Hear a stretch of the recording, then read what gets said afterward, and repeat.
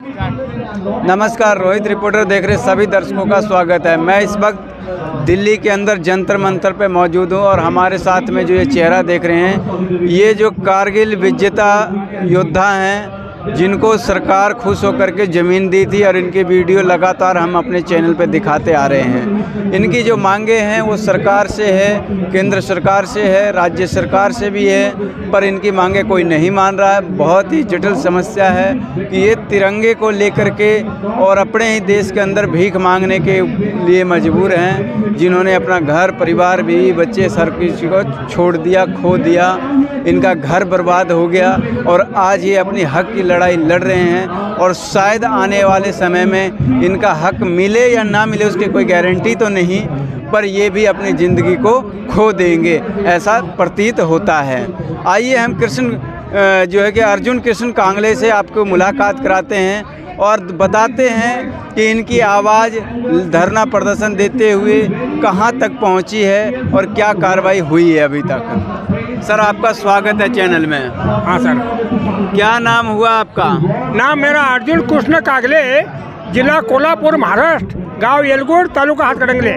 तो आपका जो धरना प्रदर्शन दे रहे हो और लगातार पिछले बार भी कई बार धरना प्रदर्शन किया आपने जी, उसके बाद आपको केंद्र सरकार की तरफ से बताया कि चिट्ठी भेजी गई है। चिट्ठी में क्या लिखा था, कैसी चिट्ठी थी वो चिट्ठी ऐसे करे कि चिट्ठी दे रहे सिर्फ हाथ में मेरे, आज 40 साल लड़ते लड़ते हुआ राजस्थान वाले चिट्ठी दी, महाराष्ट्र में चिट्ठी दी, चिट्ठी देने से कुछ नहीं होगा। वहाँ जाता हूँ तो कोई नेता सामने आता है, कोई तो अधिकारी सामने आता है, तो मुझे चिट्ठी नहीं चाहिए, मुझे ज़मीन इसी जगह चाहिए। मेरा न्याय जो अन्याय जो हुआ है वो अन्याय जिसने भी किया है इसको जेल में डालो पहला तो, नंबर 1। नंबर 2, मुझे अभी तक का मुआवजा और अभी तक की ज़मीन 15 बीघा ज़मीन दो। क्यों? जो आपने लिख के दिया है, महाराष्ट्र सरकार ने लिख के दिया है वही चाहिए मुझे, और कुछ नहीं चाहिए। महाराष्ट्र सरकार ने क्या किया है कि आपको मुआवजा भी देंगे और ज़मीन भी लिख के दिया है, उसका जवाब चाहिए। इसी मंच में, इसी जंतर मंतर जंगी मैदान में मैं यहाँ से नहीं उठूंगा, कारण मेरी पत्नी का मौत हो चुकी है, मेरा बच्चा गायब है, इसके जिम्मेदार हसन मुशर्रफ है, राष्ट्रवादी कांग्रेस पार्टी का हसन मुशर्रफ है। उसने मेरे साथ अन्याय किया है और अन्याय यूनियन में किया, राजस्थान में भी अन्याय किया है। साहब 15 साल लड़ते लड़ते हुए अभी मुझे न्याय कब मिलेगा? साहब मुझे नहीं लगता कि न्याय मिलेगी, तो मैं मेरी जीवन यात्रा इसी मैदान पे समाप्त करूंगा, ये मैंने निर्णय ले लिया है। साहब ये मैं कब तक झेलूंगा? ये क्या मैंने गुनाह किया? मैंने देश की रक्षा की है, 2 बार जातियों गोली खाई है ये देश के लिए, और आज भी तैयार हूँ ये देश के लिए, आज भी तैयार हूँ मैं लड़ने के लिए। ऐसा नहीं होगा कि इस सारी बात को लेकर मोदी साहब, शाह साहब से अनुरोध करूँगा, साहब हसन मुशर्रफ को जल्द पकड़ो, जेल में डालो और उसको नंगा करके घुमाओ ऑल इंडिया में, नंबर 1। नंबर 2, मेरे खाते में उससे लेकर 150 करोड़ रुपया खाते में डालो। क्यों? मेरी पत्नी का महत्व है, 150 करोड़ हसन मुशर्रफ के खाते में से मेरे खाते में डालो। क्यों? मेरी पत्नी का मौत हुई है, मेरा बच्चा गायब है, मेरा घरदार बिक गया, मेरा कुछ भी नहीं है, मैं कहाँ सो रहा हूँ, मैं क्या कर रहा हूँ? ये मेरी आशा देश की जनता देख रही है। ये अन्याय किया है ये मुसलमान ने, हसन मुशर्रफ अन्याय किया है, और मुस्लिम भाई लोगों से मेरी न्यूज़ है, ऐसा मुसलमान है जो कि सारे मुसलमान को नीचे देखना पड़ रहा है। ऐसा अन्याय के फौजी के साथ इसका जिम्मेदार कौन है? इसका जवाब चाहिए मुझे। क्यों किया? मैंने उसको 2 बार पाँव पकड़े, पाँव छुए और मेरे साथ उन्होंने अन्याय किया है। क्यों किया अन्याय साहब? पेपर में आई कटिंग कि मुशर्रफ साहब ने ये फौजी को मदद तो करी नहीं, उल्टी उसका अन्याय किया, पेपर में पढ़ा उसने। और चुनाव में जब खड़ा हुआ, पंचायत चुनाव जब हुए, उस चुनाव में उसको कोल्हापुर के जनता ने, कागल के जनता ने, सांगाव के जनता ने नलकार देकर उसको हरा दिया, 1 सीट भी नहीं उसकी। इस बात को लेकर उसको गुस्सा बढ़ा और बताए कलेक्टर साहब को, साहब इसको ज़मीन में दो। साहब क्यों ज़मीन दो? मैंने क्या किया है? मैंने देश की गोली खाई है, मैं देश के लड़ा हूँ, मैं और अभी भी लड़ूंगा, देश के लड़ा हूँ मैं। क्यों समाधान नहीं किया? इस जवाब चाहिए मुझे। 150 करोड़ रुपये उसके खाते में से मेरे खाते में डालो 1, उसको जेल में डालो 1, और इनका कम 3 मांगिए मुझे चाहिए, तभी ये मैदान छोड़ूंगा। वरना छोड़ूंगा नहीं। तो अब मेरा टाइम नहीं है, 1 महीने के अंदर क्या होता है दिल्ली इकट्ठी करूंगा, दिल्ली इकट्ठी करूंगा, मैं सोच लिया है। मैं ज़्यादा नहीं बोलूँगा, ये बात कहकर छत्रपति शिवाजी महाराज की जय। आपको सरकार ने चिट्ठी भेजी जो है कि केंद्र सरकार ने राज्य सरकार को चिट्ठी लिख करके बताया है कि इनको जमीन दो, फिर आप घर जाओगे जब तो जमीन मिलेगी आपको। जमीन मुझे यहाँ चाहिए था, घर जब 2 बार चिट्ठी दिल्ली में आया, 2 बार चिट्ठी मिलती रही मेरे को, मैं चिट्ठी लिए क्या करूँगा, मैं कितने गुमराह कर चिट्ठी से, मुझे मुआवजा चाहिए। अभी आपको कहाँ पर बुलाया गया था सरकार की तरफ से मिलने के लिए, कहीं बुलाया गया? अपने क्या ये कलेक्टर क्या नाम है, ये क्या नाम है, संसद मार्ग थाना? नहीं, ये अपने कलेक्टर क्या बोलते हैं इनको, ये नहीं अपने ये कलेक्टर ये दी, हाँ सचिव, उनको बुलाया था। हाँ। मुलाकात हुई उनसे। हाँ। मतलब ऐसी बात है साहब, मैं नहीं जाऊँगा कि आपका स्टेट का, मुझे स्टेट से मतलब ने नौकरी करी है केंद्र के अंदर, और मुझे केंद्र जवाब दीजिए। मुझे पहली बात तो मुआवजा चाहिए, आज तक का जमीन तो बाद में दो, और उन्हें लिख के दिए उस हिसाब से चाहिए, उनकी इंक्वायरी करो, और वो लेटर के हिसाब चाहिए मुझे दिए, वो मुझे हक चाहिए, मुझे न्याय चाहिए, तभी जाकर मैं मैदान छोड़ूंगा नहीं। मोदी साहब ने आपको मिलने के लिए कभी बुलाया है? और क्या अभी तक बुलाया तो नहीं साहब, चिट्ठी दिया सिर्फ कि उसको जो पुराने क्या बोलते नियम अनुसार कार्रवाई करो।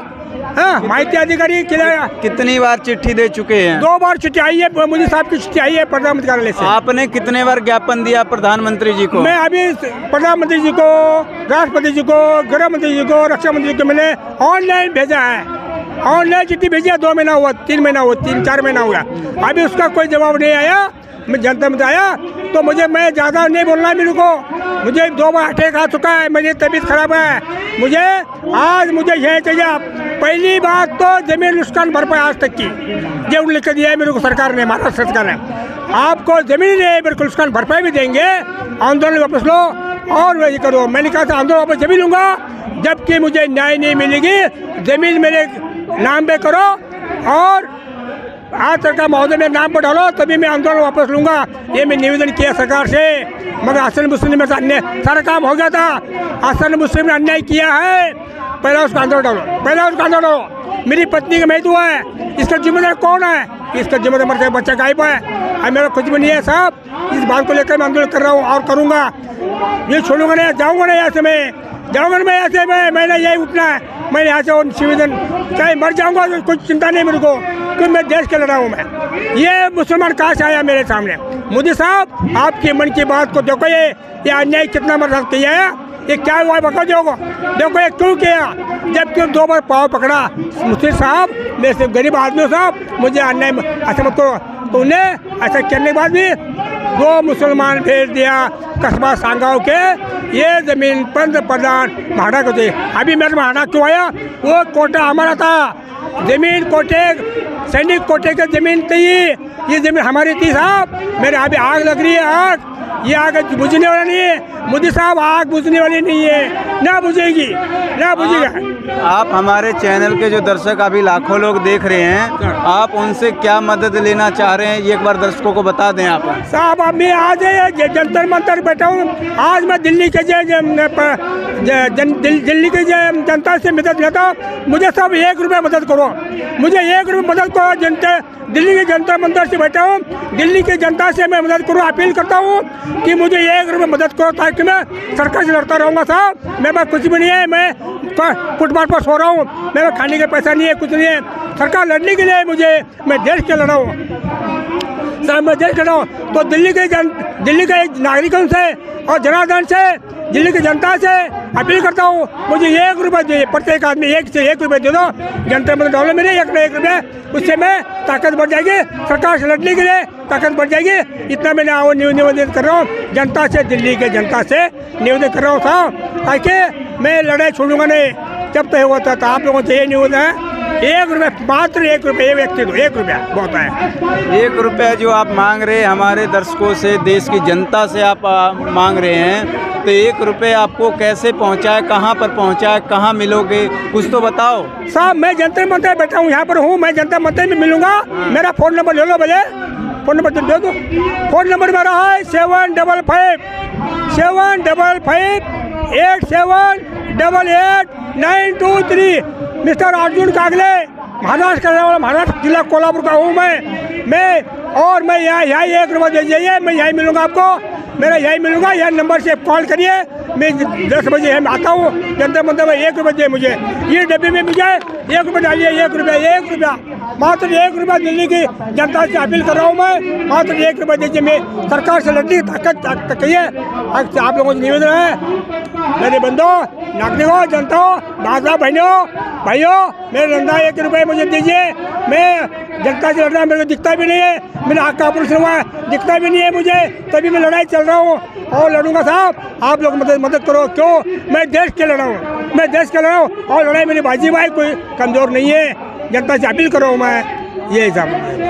सभी दर्शकों से अनुरोध है कि ये जो भूतपूर्व सैनिक है जो कारगिल की लड़ाई लड़ करके आए और आज दर बदर की ठोकरें खा रहे हैं, आप लोगों को अगर इनका दर्द का एहसास होता है तो वीडियो को शेयर करें, ज़्यादा से ज़्यादा लोगों तक पहुंचाएं। और जो इनकी मांग है सिर्फ 1 रुपया, कोई 100-200 रुपये नहीं मांग रहे हैं, सिर्फ 1 रुपया मांग रहे हैं। आप 1 रुपये मदद इनको पहुंचा सकते हैं। ये जंतर मंतर पे रहते हैं, 10 बजे से 6 बजे तक यहीं मिलेंगे, बाकी तो फुटपाथ पे कहीं भी रहते हैं। वीडियो को ज़्यादा से ज़्यादा लोगों तक पहुँचाएँ ताकि इनकी आवाज़ बहुत जल्दी प्रधानमंत्री माननीय राष्ट्रपति महोदय तक पहुँच जाए। धन्यवाद।